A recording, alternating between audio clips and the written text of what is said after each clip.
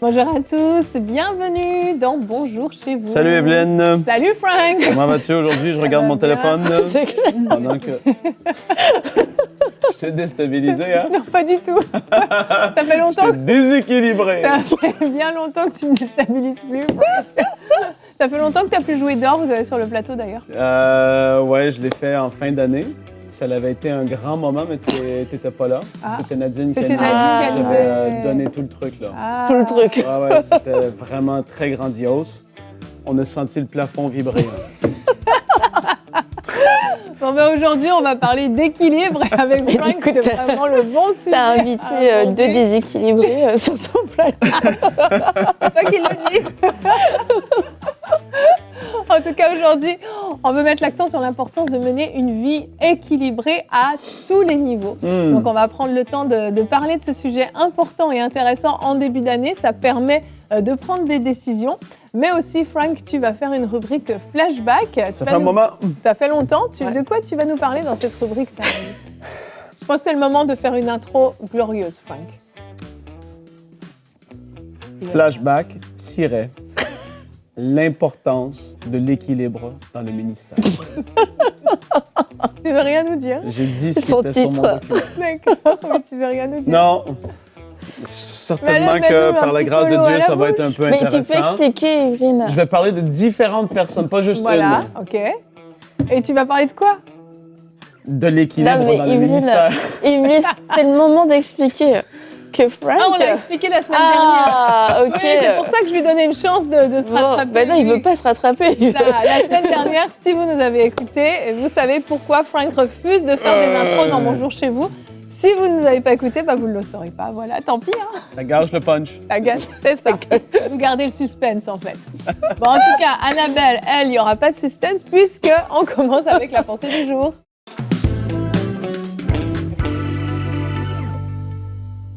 Alors, si vous me connaissez, vous savez que l'équilibre, c'est un mot que j'emploie très souvent et je prêche et je prône et je suis pour l'équilibre. Cependant, l'équilibre, quelquefois, est quelque chose de mal compris dans la vie chrétienne. On a l'impression que c'est quelque chose de très statique, d'immobile, que pour trouver l'équilibre, eh bien, il faut que tout soit très bien structuré. Bon, c'est bien d'être structuré, mais que tout soit égal. Un jour, je travaille, un jour, je me repose. Je passe 1 heure avec ma famille, 1 heure avec un enfant, et c'est quelque chose de très rigide finalement, qui n'amène pas la vie, qui amène du stress, et du coup on va fuir l'équilibre. Mais l'équilibre, c'est quelque chose qui est tout le temps en mouvement. On s'adapte, mais nous laissons toujours la première place à Dieu dans notre vie.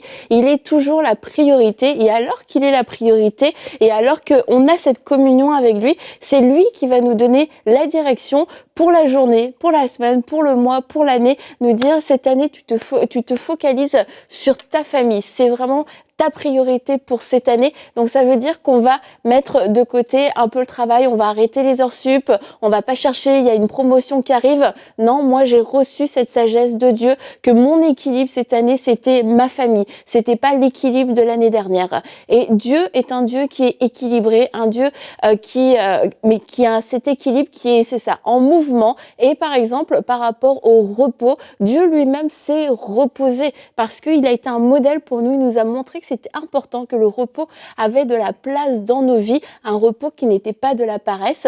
Mais la Bible nous dit qu'il a travaillé 6 jours et que le 7e jour, il s'est reposé. Et c'est important pour nous aussi de laisser de la place pour le repos dans nos vies. Ça fait partie de l'équilibre. Et je veux vous lire ce verset dans Hébreux 4:10.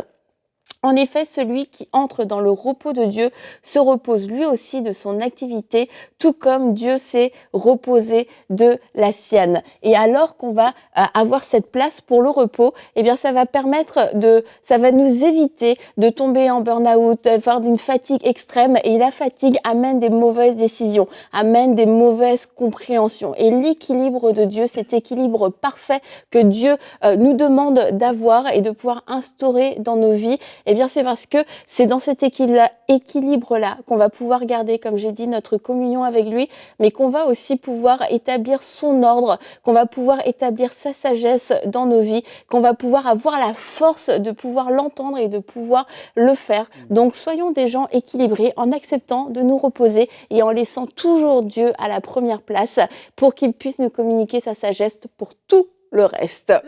Merci Annabelle. On est obligé de se souvenir de notre veillée de prière. On a abordé ce sujet de l'équilibre qui est très important effectivement et que tu aimes bien apporter, Annabelle, comme tu l'as dit, parce que tu l'avais déjà apporté. Et en fait, c'est important de mettre le doigt dessus. On vient appuyer un petit peu plus que... on l'a déjà fait effectivement dans la veillée, mais c'est important d'appuyer un peu plus parce qu'en fait, c'est ce qui crée énormément de problèmes dans la vie des gens et on en connaît énormément et même nous, on a manqué d'équilibre par moment. C'est que c'est quelque chose qui est difficile dans la société dans laquelle on est en plus, où tout va très très vite et on a même rarement le temps de s'arrêter pour se dire bah tiens, j'aimerais mettre des priorités en place. Souvent, c'est l'urgence qui définit la priorité dans nos vies. Et donc, souvent, le travail va être le plus urgent. Éventuellement, certaines situations familiales peuvent tout à coup dominer. Et puis, Dieu, c'est jamais quelque chose qui est finalement très, très urgent dans nos vies. Donc, ça passe un petit peu en arrière-plan. Et on se retrouve comme ça, les jours passent, les mois passent, et on se retrouve peut-être en fin 2023 à se dire finalement, j'ai tout fait à l'envers cette année, mes priorités ont été complètement mélangées parce que j'ai pas pris le temps de me poser et de me dire qu'est-ce qui est important réellement dans ma vie, qu'est-ce que je veux mettre réellement en premier. Et Annabelle nous l'a dit, Dieu. Donc ça, c'est facile, pas besoin d'une révélation, qu'un ange nous apparaisse, c'est facile. Mais comment faire ça concrètement ? Comment on peut y arriver ? Comment on peut changer les choses, inverser la tendance dans un emploi du temps qui est tellement chargé ? C'est difficile et on a besoin de la sagesse d'en haut. Et justement, c'est ce que Moïse a vécu. Exode 18 au verset 17 et 18, qui est notre verset du jour, nous parle de l'histoire de Moïse quand son beau-père est venu avec vraiment une sagesse d'en haut pour lui parler. Le beau-père de Moïse lui dit « Ta façon de faire n'est pas bonne. Tu finiras à coup sûr par t'épuiser, toi et le peuple qui est avec toi, car la tâche dépasse tes forces. Tu ne peux pas l'accomplir seul. » Il y a des moments dans nos vies où on doit faire des constats, de dire là, ça ne va plus. Je suis en train de m'épuiser littéralement dans ce que je suis en train de faire. À vouloir courir dans toutes les directions en même temps, je m'épuise et le beau-père de Moïse lui dit « Et tu vas épuiser le peuple aussi. » Parce qu'en fait, on n'est pas efficace dans ce qu'on fait. À être éparpillé partout, on est efficace dans rien, on a une vie complètement déséquilibrée et finalement, on se retrouve avec des grosses conséquences. Oui, et c'est important de comprendre que qu'est-ce que là, Jethro a dit, ça concernait le fait que, en fait, Moïse était dans la volonté de Dieu. Oui. Mais c'était mal géré. Et c'est là la grosse différence. Beaucoup de personnes vont dire, je suis dans la volonté de Dieu, pourtant, oui, mais tu gères mal les aspects naturels qui sont liés à ton appel et où Dieu t'a placé. Et c'est là l'importance de comprendre l'équilibre que tu en as pour la famille, ministérielle, relation avec Dieu, relationnelle, vie d'église. Et donc, on a parlé, tu as parlé, Evelyne, de pouvoir mettre les choses dans un bon ordre, c'est-à-dire d'avoir des cibles même. Pour ma vie d'église, cette année, je sens que c'est ça que Dieu m'appelle à faire. J'ai comme telle cible à atteindre. Maintenant, je vais positionner les choses comme elles le doivent pour atteindre cette cible. Et donc, dans le ministère, ça va être comme ça. Et un gros point, et c'est sûr, je vais en parler tout à l'heure, ce n'est pas normal d'être toujours à fond, en fait, de se dire qu'on est dans la volonté de Dieu alors que les choses autour de nous sont en train de s'effondrer. Oui. Tu peux pas te cacher derrière la volonté de Dieu, mais c'est pas sa volonté, c'est pas ça. Donc, si c'est ce que tu vis, il faut avoir un réalignement. Et on l'a tous vécu et on va tous le vivre encore parce qu'on a des saisons différentes, il y a des moments de rush. Des fois, on tombe tellement dedans, on veut et on oublie. Et là, quelqu'un vient sonner l'alarme, que ce soit un ami, quelqu'un dans le ministère, une parole prophétique ou Dieu lui-même, pouf, il te saisit. Ouais, il faut être sensible. La famille et tout ça, il faut être sensible à ce que Dieu veut dire et ce qu'il veut faire dans nos vies. Ouais. Et la famille, pas la famille, mais la vie, c'est quelque chose de riche dans le sens où il y a plein de choses dans la vie. Il y a des grosses choses, des choses qui prennent plus de place et puis des plus petites choses. Et la manière dont on va, on connaît l'image du vase où tu mets d'abord toutes les petites choses, puis après, quand tu veux mettre les grosses choses, il n'y a plus de place. Et c'est important de savoir de quoi est composée ma vie, qu'est-ce qui est important dans ma vie et comment est-ce que je peux mettre de l'ordre là-dedans. Et c'est pas un ordre qui est humain, c'est pas un ordre qui est humain. On doit avoir cet ordre divin puis comprendre, non, c'est ça que Dieu valorise. Donc c'est ça que je dois mettre d'abord. Et puis ça, c'était pas si important. Je parlais tout à l'heure d'une promotion parce qu'on peut sortir de l'école, on a fait ses études, puis on se dit, moi, mon but, c'est d'être chef, c'est d'être directeur de cette agence. Et puis notre vie est concentrée sur ça, mais on se rend pas compte, comme disait Frank, que en fait notre mariage ne va pas. Nos enfants partent dans toutes les directions, mais parce que on s'est mis dans cette idée que c'était ça le gros paquet de ma vie, le centre de ma vie. Et puis en fait les enfants, la femme, tout souffre autour de ça. Et humainement, est-ce que c'est mauvais de vouloir être directeur? Tu as fait tes études, etc. Tu te dis mais c'est pour ma famille, c'est une sécurité financière. C'est pas mauvais en tant que tel, mais c'est pas l'ordre divin. Et on a besoin, c'est pour ça qu'on a besoin de cette communion avec Dieu, parce que quelquefois notre ordre humain est bâti sur des raisonnements humains et qui ont besoin d'être détruits. Et ça devient des forteresses, c'est des fondations et des choses qui sont vraiment ancrées en nous. Et c'est pas juste en disant oui, j'ai besoin d'équilibre, parce qu'en fait c'est tellement ancré qu'on a besoin que Dieu vienne nous éclairer, que Dieu vienne faire tomber les écailles. Et puis ça fait peur de tout chambouler. Et je disais, la vie est riche, il y a plein de choses, et c'est un peu comme, ça aussi vous le savez, je le dis souvent, c'est comme une recette. Il y a plein de choses, c'est comme la cuisine, mais une pincée de sel, c'est ce qui fait la différence. Un paquet de sel, c'est ce qui fait la différence. C'est toute cette histoire de pouvoir doser, mesurer. Et dans des recettes, il faut vraiment une pincée de sel. Dans d'autres, il en faut un peu plus, et dans d'autres, il en faut pas du tout. Et on va suivre des recettes pour que ce soit le meilleur possible, selon le résultat qu'on veut, le plat qu'on cuisine. Et puis dans nos vies, c'est pareil. Il y a des domaines, il y a des saisons. Faut doser différemment. Ce qu'on faisait il y a un an, probablement ne fonctionne pas aujourd'hui. C'est pour ça que je dis, l'équilibre, c'est quelque chose qui est toujours en mouvement, parce qu'on évolue. Oui, vraiment.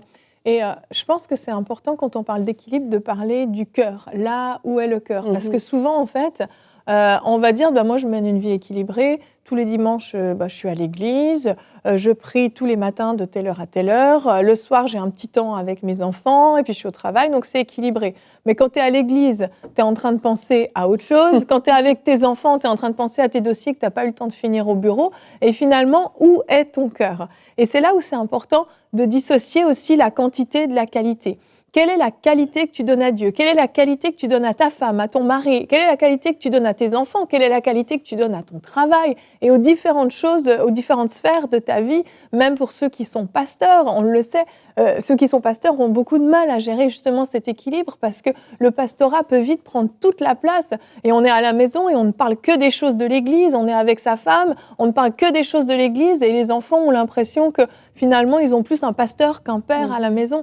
Et il y a beaucoup de domaines dans lesquels il faut se poser la question, où est mon cœur? À quel point mon cœur est ancré dans cette chose? Quand je suis avec mes enfants, mon cœur est complètement avec mes enfants. Et je vais leur donner un temps de qualité. On va maximiser. J'ai peut-être qu'1 heure par jour à leur donner, mais ce 1 heure, ça va être qualitatif. On va faire des jeux, on va parler sérieusement, on va peut-être aller dehors, on va maximiser. Quand je suis avec ma femme, je vais peut-être faire un rendez-vous spécial dans la semaine où on va être juste tous les deux, ou avec mon mari au sens inverse, mais mon cœur sera pleinement là. Je vais me donner entièrement, et ce sera un temps de qualité où à la fin on va ressortir, on se sentira remplis tous les deux.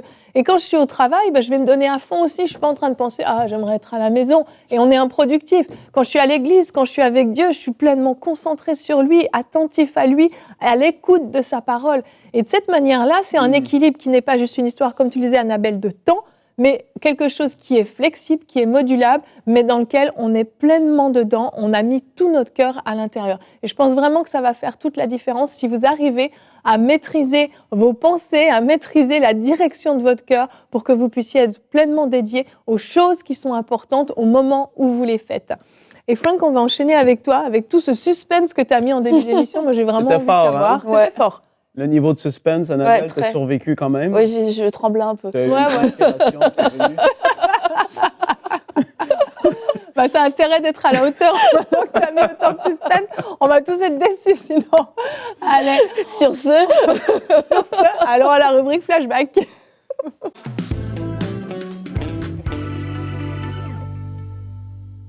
Oui, on parle de l'importance de l'équilibre dans le ministère et en commençant parce que ça fait un moment que je n'ai pas fait de flashback. Oui. Ça fait longtemps que je n'ai pas parlé trop. Surtout qu'aujourd'hui, on va se focaliser sur des problèmes. Je veux vraiment le dire. Le but n'est pas de dénigrer ni de juger les ministères ou les gens qui nous ont devancés, mais c'est d'apprendre de ce qu'eux, ils ont vécu. Parce qu'on le fait pourtant avec la parole de Dieu, on n'a pas de problème. C'est une réalité. On regarde au peuple d'Israël, il était comme ça à cause de ça, etc. et tout. Mais des fois, de prendre des personnes qui sont soit dans notre génération ou dans une génération très proche de la nôtre, ça nous fait comprendre que wow, c'est encore possible que ça arrive aujourd'hui. En fait, qu'il y a des erreurs qui peuvent être évitées et d'autres proches de nous l'ont vécu. Et donc, voilà, c'est de faire la part des choses au tout début par rapport à ça, parce qu'on va parler des choses qu'on peut voir qui ont été déséquilibrées dans leur vie, qui ont amené malheureusement certains défis et des problématiques qui ont été parfois très compliquées et même que ça a amené à la fin des ministères trop rapidement selon ce que certaines personnes vont pouvoir dire par rapport à leur vie. Donc en fait qu'on puisse se dire « Seigneur, que ça ne m'arrive pas » Complètement. Et pas « Oh Seigneur, il a mal fait ». Voilà, parce que, non, du tout. Et là, la première personne, parce qu'on parle d'un équilibre dans la vie, et là, je vais toucher à 3 aspects dans ce flashback en utilisant des personnages de qui j'ai déjà parlé, mais que j'avais été souvent très rapide sur la fin un peu de leur vie ou la fin de leur ministère, parce que, ben voilà, il n'y avait pas une tonne de choses à dire. On voulait plus mettre le bon à la lumière, et aujourd'hui, on va regarder un peu à ce qui s'est passé par rapport à le premier Jacko Senior, le père.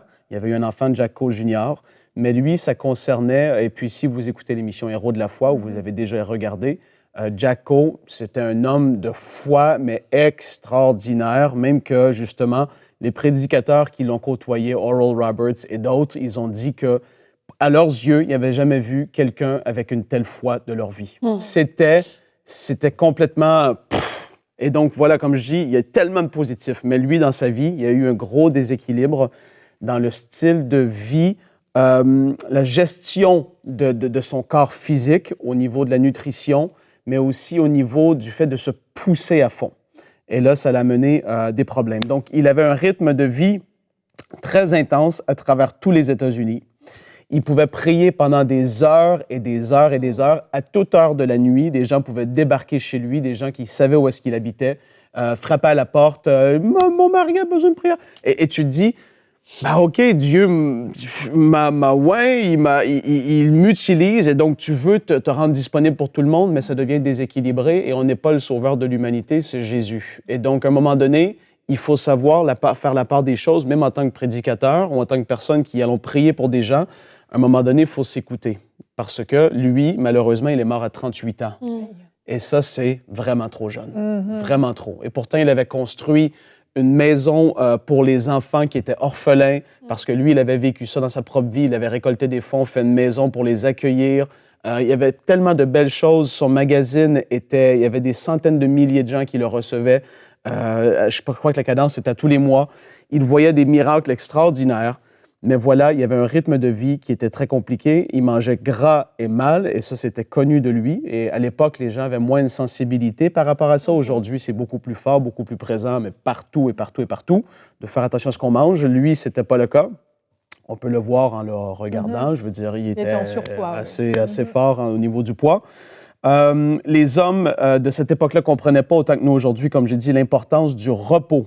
Et ça, c'est à mettre en place dans notre vie, d'avoir vraiment un temps à chaque semaine où est-ce qu'on va vraiment se reposer. Et ça, de plus en plus de pasteurs qui ont des grandes charges, des personnes dans le ministère qui sont là, vont le dire, pour eux, ils ne veulent pas tomber dans le sabbat, un peu comme Ancienne Alliance, mais c'est-à-dire qu'ils vont respecter quand même l'ordre que Dieu avait même établi, c'est-à-dire de prendre un jour de repos. Parce qu'on travaille fort, on peut avoir des grosses journées, mais d'avoir un jour où est-ce qu'on peut se reposer, faire des choses autres que le ministère, pour avoir une longévité dans le ministère, justement, et bien finir et accomplir le maximum de choses pour le Seigneur. Donc, il y avait même eu un prêcheur qui l'avait approché et qui lui avait dit, de la part de Dieu, de sonder son cœur sur 3 aspects de sa vie. Mais un de ces aspects-là, c'était la gloutonnerie. Et ça lui avait été dit clairement par rapport à comment il se nourrissait, comment il prenait soin de son corps, de faire attention parce que Dieu l'avait averti et l'avisait à cette époque-là, à ce niveau-là. Donc, Ça, c'était lui par rapport à l'équilibre de vie et la nutrition et le fait d'avoir une gestion de vie saine au niveau du ministère par rapport à comment on peut se donner par rapport aux gens, tous ceux qui vont venir vers ceux, si vous êtes des pasteurs, des prêcheurs, des prédicateurs, des personnes avec des groupes de maison. Des fois, on aime ça parce qu'on a le sentiment d'aider, mais ça devient vite submersif. Comment qu'on se dit? Ça nous submerge. Ça nous submerge. Voilà. Et c'est important de faire la part des choses. Maintenant, il y a John G. Lake qui a eu un déséquilibre ministère versus famille. Et ça, ça a été un très grand fléau et ça l'est encore aujourd'hui. Beaucoup de personnes qui sont dans le ministère, l'Église passe devant la famille, le ministère est devant la famille et devant même les relations en général. Les pasteurs sont là à s'épuiser, à se donner tellement. Et puis, à un moment donné, bien, ça crée des dégâts et c'est terrible ce que ça peut faire au niveau de la famille. Donc, John G. Lake est parti avec sa première femme, Jenny, et ils sont partis en Afrique du Sud. Il y avait une action de réveil extraordinairement fort. Il y avait plus de 500 églises qui ont été implantées, des campagnes d'évangélisation énormes qui sont faites, des gens de partout se déplacent. C'est très, très, très puissant.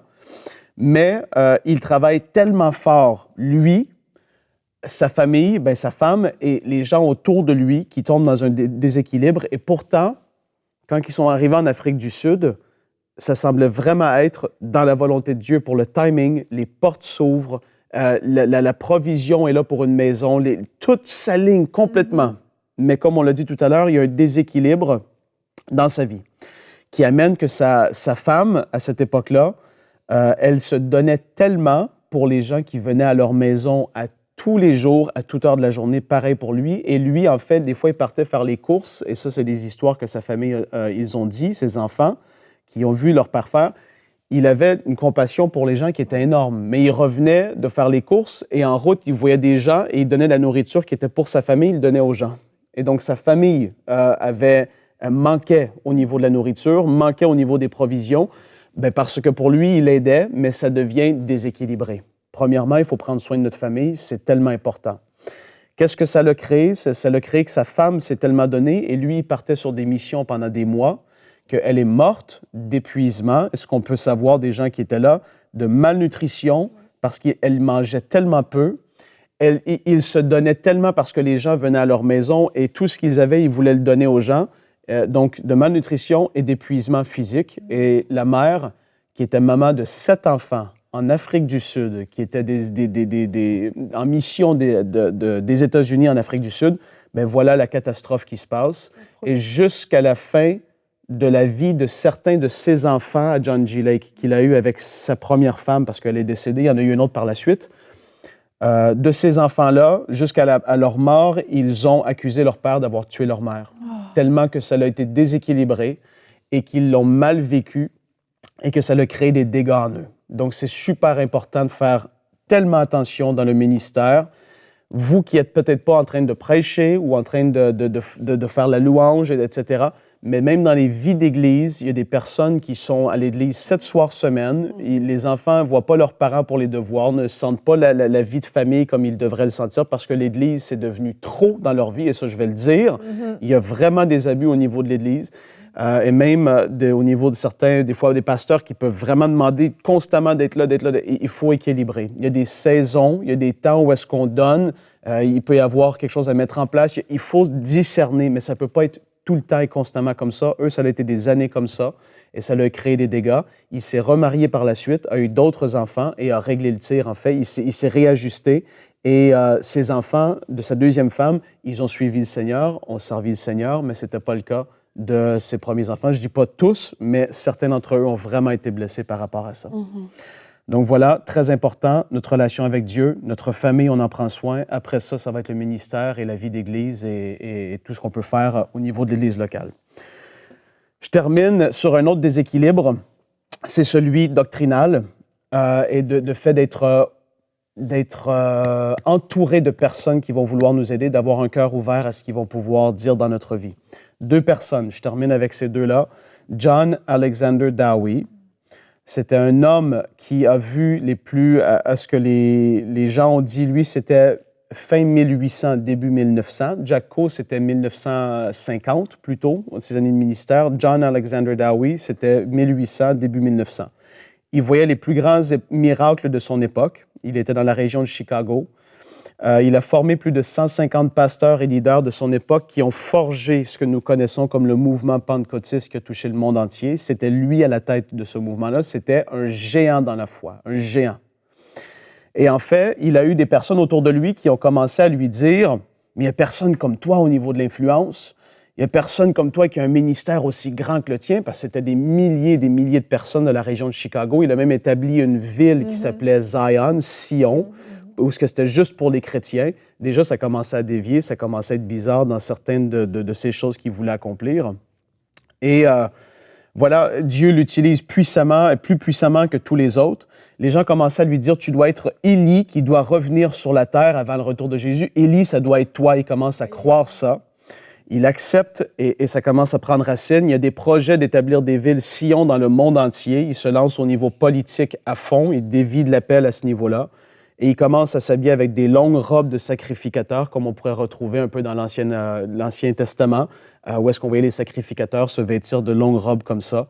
Et à la fin de son ministère, il est dans une dimension de compétition vis-à-vis des autres ministères, vis-à-vis de ses critiques et vis-à-vis du milieu chrétien pour prouver qu'il a encore la puissance avec lui alors qu'il est en train de dévier complètement. Et pourtant, les gens ont essayé vraiment de parler dans sa vie, de réajuster son ministère, de venir. Et puis, en fait, il ne voulait plus rien entendre. Il y avait un mur de gens qui étaient avec lui, autour de lui, qui lui disaient « non, c'est comme ça », etc.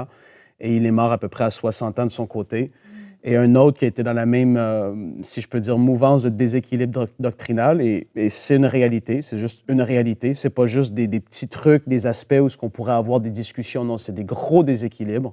C'était William Branham, qui a été tellement énorme aussi pour sa génération. C'est lui qui a débuté vraiment le mouvement le Healing Revival qui a frappé les États-Unis les années 40 et 50. Et puis, en fait, il y avait une personne à ses côtés qui était là un peu comme son bras droit, qui gérait l'aspect financier avec de la prudence, intégrité. Il gérait l'aspect organisationnel des gros événements. Il était l'enseignant du ministère, alors que Branham était celui que Dieu utilisait dans la dimension vraiment de puissance. L'autre, c'était l'enseignant qui gardait le cap sur l'enseignement, qui avait vraiment un droit de parole à ce niveau-là. Et puis, en fait, qu'est-ce qui s'est passé? C'est que Branham l'a un peu mis de côté. Il s'est retrouvé sans cette personne qui, lui, a continué son ministère de son côté. Il s'est entouré de ce qu'on peut voir aujourd'hui avec le recul de Yes Men, des gens qui voulaient vraiment juste aller dans sa direction de ce que lui voulait. Il a commencé à enseigner alors que plusieurs lui ont dit « Ne deviens pas un enseignant, c'est pas ton appel, tu vas te dévier ». Il a commencé à entendre des révélations qui étaient complètement à côté de la plaque. Ça, c'est la réalité des choses très, très, très bizarres. Et puis, en fait, il y a même eu des avertissements de plusieurs personnes par rapport au fait de faire très attention à ce qu'il commençait à faire. Et puis, lui, ben voilà, il est décédé en décembre 1965. Donc, faisons attention à qui nous entoure. Ayons un équilibre doctrinal. Essayons pas de chercher, parce qu'il y a une mouvance de chercher un peu la nouvelle révélation pour avoir de quoi de nouveau à dire, pour attirer les clics sur Internet, etc. À un moment donné, la doctrine, elle est ce qu'elle est et elle transforme des vies. Elle n'a pas besoin de plus. Ouais. Et il faut faire attention à désirer avoir toujours le nouveau truc et de tomber dans des déséquilibres doctrinaux. Comme j'ai dit, on ne juge pas, on fait juste constater. Et c'est une réalité. Et puis, on veut apprendre de ces gens-là pour ne pas nous-mêmes terminer mal comme ça, déséquilibrés à tout niveau. Merci Frank, c'était extrêmement intéressant et important parce que oui, on peut apprendre des bonnes choses, mais on peut apprendre aussi des erreurs des autres pour ne pas les reproduire. Et quand tu parlais de John G. Lake, ça m'a fait penser quand même à plusieurs qui nous écoutaient. Vous êtes pasteur, vous êtes impliqué dans votre église locale et le service devient finalement votre priorité, votre numéro 1. Et Reinhard Bonnke a dit quelque chose un jour qui m'a vraiment marqué. Il a dit que l'Afrique était devenue le cimetière des missionnaires parce que les gens qui allaient là-bas venaient pour répondre aux besoins et non à l'appel. Quand on veut répondre aux besoins, on va s'épuiser parce que des besoins, il y en aura toujours et toujours. Mais si on reste sur l'appel, qu'est-ce que Dieu nous a confié? Qu'est-ce que Dieu attend de nous? On est sûr de mener quelque chose d'équilibré, une vie équilibrée, et ça peut nous garder de beaucoup de choses. Ouais. Donc, merci pour cette mise en garde importante. Ils ont porté beaucoup de fruits pourtant, mais tellement. Oui, vraiment. Mais il y a eu quand même des aspects où est-ce que... Mais certaines fois, à la fin, ils ont égaré des personnes personnes ou ils sont morts prématurément. Et de dans là- le cas de Jacko, et il aurait pu porter encore tellement plus de fruits. Ouais, après. un des aspects les plus importants, c'est comment on finit. Mhm. Rappelez-vous de ça. Ouais, C'est pas forcément comment ça commence, c'est comment que ça va se terminer. exactement. La fin d'une chose vaut mieux que son commencement, nous dit la Bible. Merci pour cette émission. Merci de nous avoir suivis. Demain, on se retrouve. Quels sont les miracles qui t'accompagnent? Et nous aurons une rubrique, c'est mon histoire. Et oui, un mercredi spécial. Vous allez voir, les journées sont un peu inversées cette semaine dans Bonjour chez vous. Mais on voulait vraiment vous permettre de pouvoir écouter le témoignage du docteur Moussa Touré, qui va nous parler de différentes choses qu'il a vécues dans son ministère, comment Jésus lui a apparu, lui a révélé certaines choses, et même comment la CIA a essayé, oui, de le piéger. Hey, on en parle demain dans Bonjour chez vous.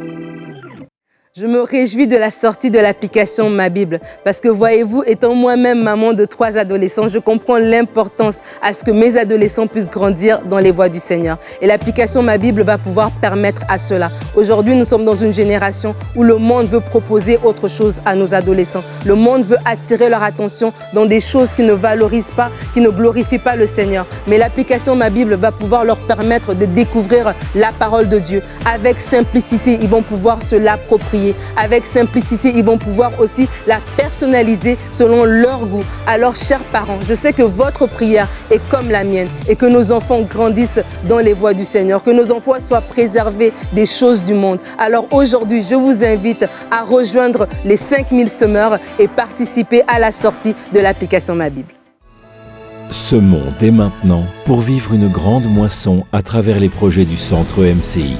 Pour faire votre don, rendez-vous sur emcitv.com/5000.